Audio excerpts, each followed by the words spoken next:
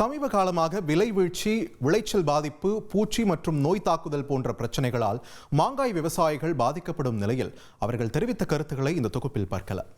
நிறைய மாங்காய் தோட்டம் 3 ஏக்கரா வச்சுருந்தோங்க. பூரா அது எல்லாமே மாசில் அடிபட்டு போச்சு, விலைவாசி இல்லாத போச்சு.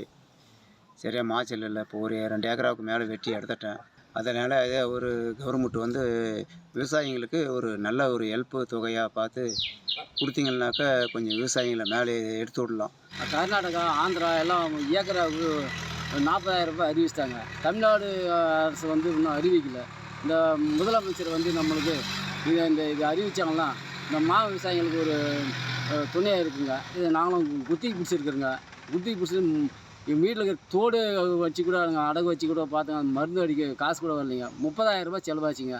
ஆனால் வெறும் 300 ரூபாய் 400 ரூபாய் தாங்க வந்துச்சு. ஒரு 3-4 வருடமாக விவசாயிகள் மிகப்பெரிய ஒரு கஷ்ட காலத்தை தான் சந்தித்து வராங்க. மாநில அரசு தனி ஒரு பட்ஜெட்டை போட்டும் விவசாயிகளை ஏன் புறக்கணிக்கப்படுகிறது?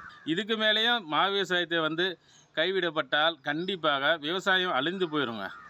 மாண்புமிகு தமிழக முதல்வர் ஐயா அவர்களை போர்க்கால அடிப்படையில் எங்கள் விவசாயிகளை கண்ணீரை உடனடியாக துடைக்குமாறு மிகவும் பணியோடு நான் கேட்டுக்கொள்கிறேன். ட்ரெண்டை ஃப்ரெண்ட் ஆக்கிக்கோங்க.